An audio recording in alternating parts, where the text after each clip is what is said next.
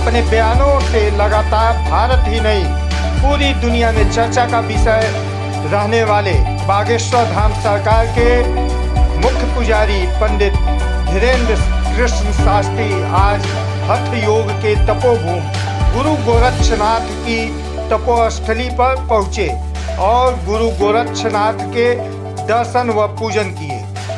धीरेन्द्र शास्त्री ने आज बरागढ़ में आयोजित कथा में कहे कि ये बाबर नहीं रघुवर का देश है। धीरेन्द्र शास्त्री ने बताया यूपी से उनका खास है नाता।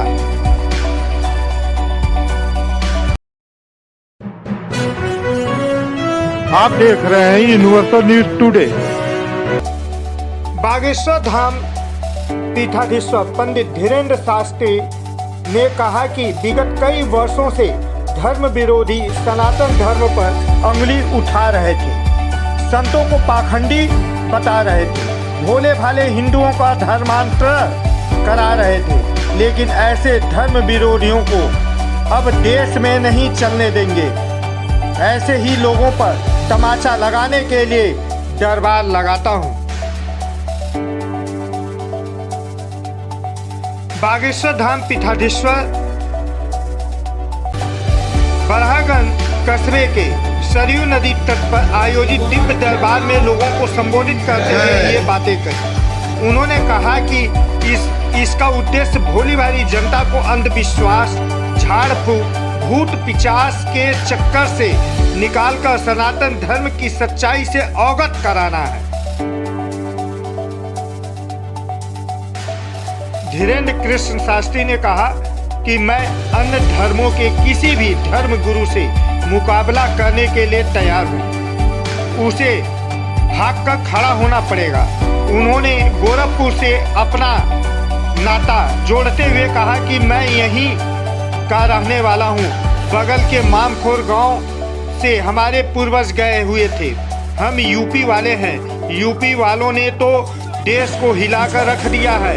हमारे पूर्वजों को कठोर तप से बागेश्वर सरकार की सिद्धि मिली है, उसका उद्देश्य केवल जनता की सेवा है।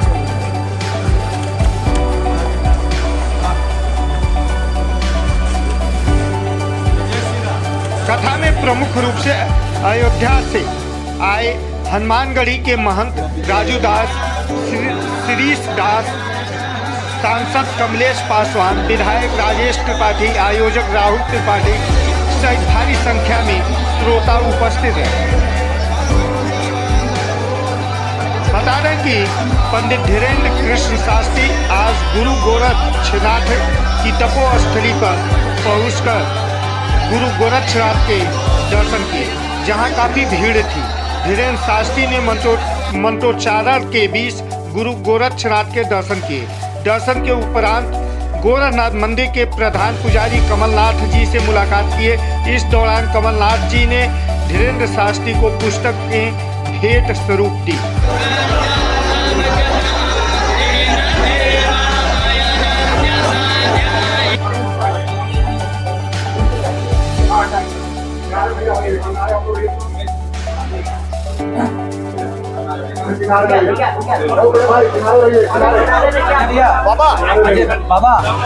धीरेन्द्र शास्त्री ने मीडिया के प्रश्नों का उत्तर देते हुए कहा कि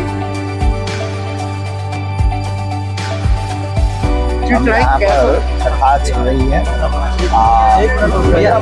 बड़ौलगंज में श्री सीताराम भगवान की कथा से कथा चल रही है, वो भव्य और दिव्य चल रही है। और उसी मध्य में उनको पता लगा कि यहाँ पर हर वर्ष का खिचड़ी महोत्सव चल रहा है, तो इसलिए जो है भगवान गुरु गोरखनाथ की तपोस्थली है यह, जहाँ पर उन्होंने भगवती माँ ज्वाला देवी के आमंत्रण पर यहाँ विराजमान होकर के अक्षय पात्र बगल में रख करके उन्होंने तपस्या की। भव्य और दिव्य श्री गोरखनाथ भगवान के चरणों को हमने दंडवत प्रणाम किया है और उनके दर्शन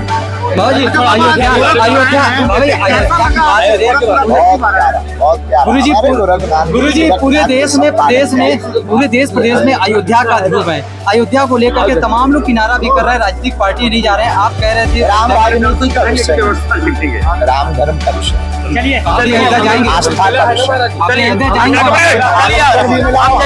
जाएंगे।